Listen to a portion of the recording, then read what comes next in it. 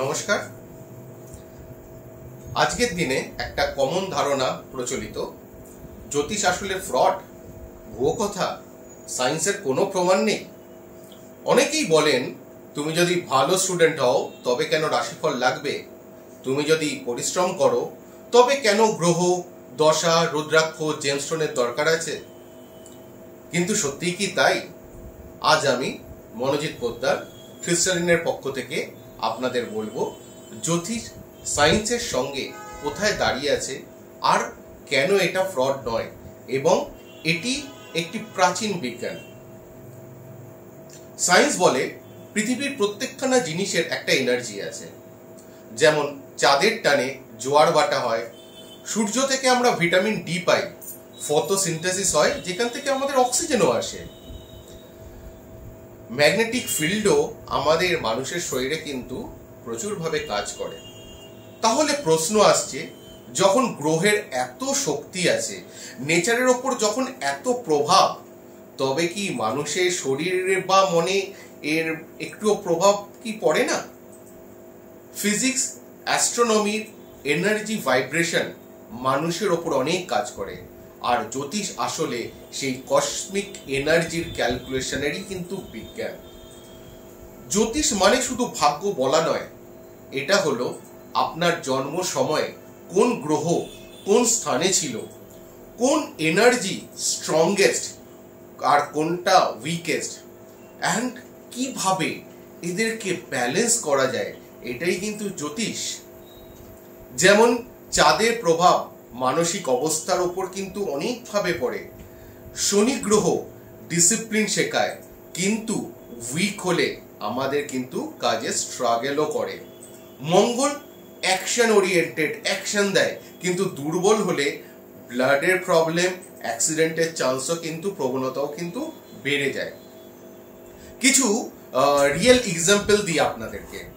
অমিতাভ বচ্চন তার কেরিয়ারের এক সময় কিন্তু চোট পেয়ে কিন্তু কুলি সিনেমাতে একদম বিধ্বস্ত হয়েছিলেন।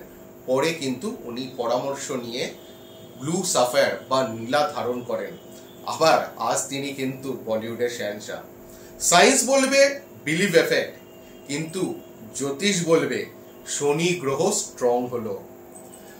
নাসা সায়েন্টিস্ট ডক্টর ডেভিড ফ্রলে বলেছেন, Vedic astrology is the science of light. It shows how cosmic rays influence human life. Shahrukh Khan, king of Bollywood, yellow Sapphire পরে কিন্তু নিজের জুপিটারকে স্ট্রং করেছেন এবং তারপর থেকেই কিন্তু ক্যারিয়ারের একের পর এক সাকসেস কিন্তু তাদের কাছে এসেছে। ফুল মুন, মানুষ কিন্তু যখন ফুল মুন হয় তাতে কিন্তু মানুষ বেশি অ্যাগ্রেসিভ হয়ে যায়। এটা কিন্তু সায়েন্সে প্রমাণিত, আর জ্যোতিষ হাজার বছর আগেই বলেছে। চন্দ্র কন্ট্রোলস দ্য মাইন্ড। কৃষকরা এখনো ফসল রোপণের জন্য কিন্তু চাঁদের ফেজ দেখেন। এটা কি ফ্রড? না, এটা পিওর কসমিক সায়েন্স। এখন আপনাদেরকে আমি কয়েকটা ফেমাস পার্সনদের কিছু কোড বলি।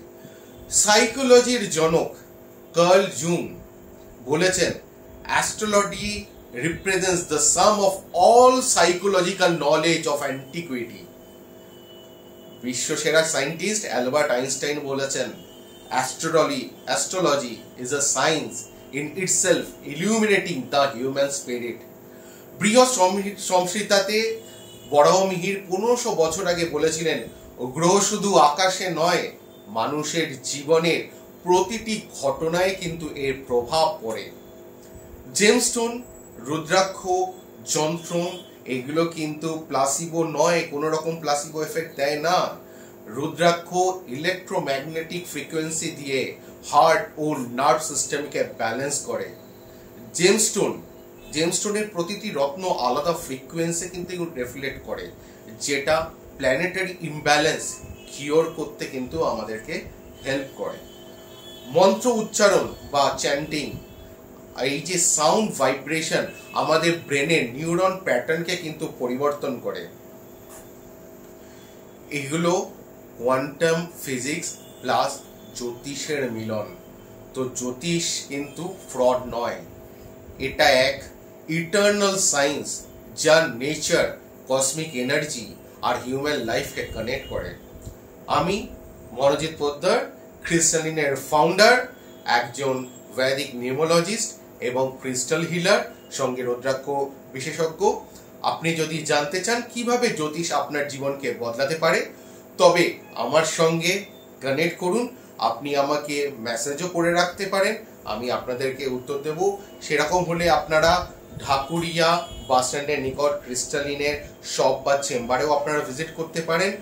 স্ক্রিনে দেওয়া আছে আমার ফোন নাম্বার বা হোয়াটসঅ্যাপ নাম্বার, আপনি এটাতেও আমাকে যোগাযোগ করতে পারেন। ক্রিস্টালিনের তরফ থেকে আরেকটা নতুন ইনফরমেশন আপনাদেরকে দিলাম। সঙ্গে থাকুন, সুস্থ থাকুন, ভালো থাকবেন, আবার দেখা হবে।